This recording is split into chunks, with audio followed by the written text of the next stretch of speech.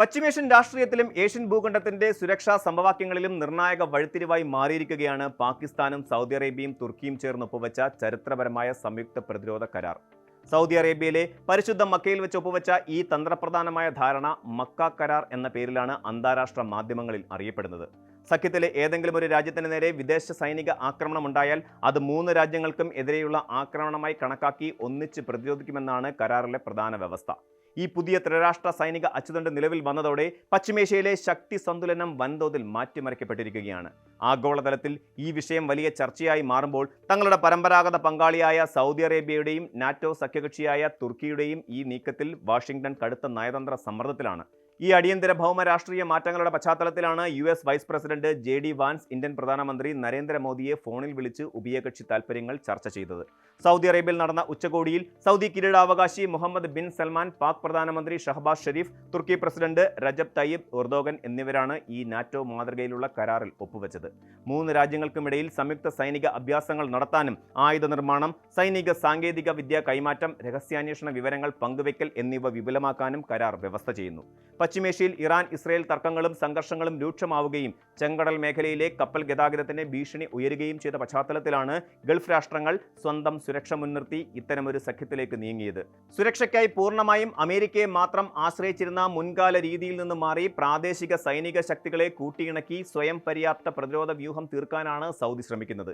എന്നാൽ ഈ കരാർ പൂർണ്ണമായും പ്രതിരോധ ആവശ്യങ്ങൾക്ക് മാത്രമുള്ളതാണെന്നും മേഖലയിലെ ശാന്തിയും സ്ഥിരതയും ലക്ഷ്യമിടുന്ന ഏത് രാജ്യത്തിനും ഈ സഖ്യത്തിന്റെ ഭാഗമാകാമെന്നും പാകിസ്ഥാൻ വിദേശകാര്യ മന്ത്രാലയം വിശദീകരിക്കുന്നു. നാറ്റോ സഖ്യത്തിലെ രണ്ടാമത്തെ വലിയ സൈനിക ശക്തിയായ തുർക്കി, ആണവ ശക്തിയായ പാകിസ്ഥാൻ, അതിസമ്പന്ന രാജ്യമായ സൗദി അറേബ്യ എന്നിവർ ചേരുമ്പോൾ ഏഷ്യൻ, പശ്ചിമേഷ്യൻ മേഖലകളിൽ അമേരിക്കയുടെ സ്വാധീനത്തിനാണ് മങ്ങലേൽക്കുന്നത്. ഈ ത്രിരാഷ്ട്ര സഖ്യത്തിന്റെ രൂപീകരണത്തോട് പരസ്യമായി പ്രതികരിക്കാൻ വാഷിംഗ്ടൺ ഇതുവരെ തയ്യാറായിട്ടില്ല. എന്നാൽ vice president JD Vance Indian പ്രധാനമന്ത്രി നരേന്ദ്രമോദിയെ അടിയന്തരമായി ഫോണിൽ വിളിച്ചതിന് പിന്നിൽ കൃത്യമായ നയതന്ത്ര ലക്ഷ്യങ്ങളുണ്ട്. റഷ്യയിൽ നിന്ന് ക്രൂഡ് ഓയിൽ വാങ്ങുന്ന ഇന്ത്യ ഉൾപ്പെടെയുള്ള രാജ്യങ്ങൾക്ക് 100% വരെ കനത്ത ഇറക്കുമതി തീരുവ ചുമത്താൻ അമേരിക്കൻ സെനറ്റ് ബില്ലിന് അംഗീകാരം നൽകിയതിന് തൊട്ട് പിന്നാലെയാണ് ഈ ഫോൺ സംഭാഷണം നടന്നത്. ഈ നികുതി ഭീഷണിയും പശ്ചിമേഷ്യയിലെ പുതിയ സൈനിക അച്ചുതണ്ടും സൃഷ്ടിച്ച അനിശ്ചിതത്വങ്ങൾക്കിടയിലാണ് വാൻസ് മോദിയുമായി വ്യാപാരം, പ്രതിരോധം, ഊർജ്ജ സഹകരണം എന്നിവയെക്കുറിച്ച് സംസാരിച്ചത്.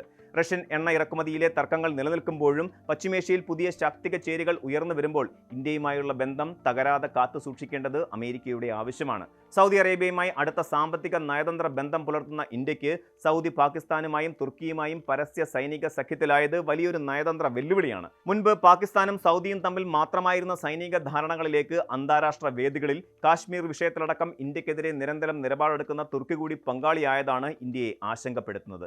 തുർക്കിയുടെ അത്യാധുനിക ഡ്രോൺ വികസന സാങ്കേതിക വിദ്യയും സൗദിയുടെ സാമ്പത്തിക പിന്തുണയും ലഭിക്കുന്നത് പാക് സൈന്യത്തിന്റെ ആയുധ നവീകരണത്തിന് വലിയ തോതിൽ വേഗത കൂട്ടും. അതിർത്തിയിലെ സുരക്ഷാ സന്തുലനം തെറ്റാൻ ഇത് കാരണമായേക്കാം. പുതിയ ത്രിരാഷ്ട്ര സഖ്യത്തിന്റെ ആവിർഭാവത്തോടെ തങ്ങളുടെ തന്ത്രപ്രധാന സുരക്ഷ ഉറപ്പാക്കാൻ ഗ്രീസ്, അർമേനിയ, ഇറാൻ തുടങ്ങിയ രാജ്യങ്ങളുമായുള്ള നയതന്ത്ര സാമ്പത്തിക ബന്ധങ്ങൾ അടിയന്തരമായി കൂടുതൽ ദൃഢമാക്കാൻ ഇന്ത്യ നിർബന്ധിതരാവുകയാണ്. പശ്ചിമേഷ്യൻ മേഖലയിൽ ഉണ്ടാകുന്ന ഈ സൈനിക ധ്രുവീകരണം കേവലം അന്താരാഷ്ട്ര രാഷ്ട്രീയത്തിലെ ഒരു ചതുരംഗം മാത്രമല്ല, ലക്ഷക്കണക്കിന് പ്രവാസി മലയാളികളുടെ ജീവിതത്തെയും നേരിട്ട് ബാധിക്കുന്ന ഒന്നാണ്. സൗദി അറേബ്യ, UAE, ഖത്തർ ഉൾപ്പെടെയുള്ള ഗൾഫ് രാജ്യങ്ങളിൽ ജോലി ചെയ്യുന്ന ദശലക്ഷക്കണക്കിന് പ്രവാസികളുടെ സുരക്ഷിതത്വവും തൊഴിൽ സ്ഥിരതയും മേഖലയിലെ സമാധാനവുമായി നേരിട്ട് ബന്ധപ്പെട്ടിരിക്കുന്നു.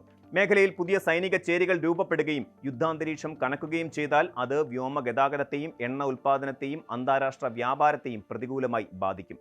മക്ക കരാറിലൂടെ പ്രകടമാകുന്നത് ആഗോളതലത്തിൽ പാശ്ചാത്യ രാജ്യങ്ങളുടെ ആധിപത്യത്തിൽ നിന്ന് മാറി സ്വന്തം സുരക്ഷ സ്വയം ഉറപ്പാക്കാൻ പ്രാദേശിക ശക്തികൾ നടത്തുന്ന ശ്രമങ്ങളാണ്.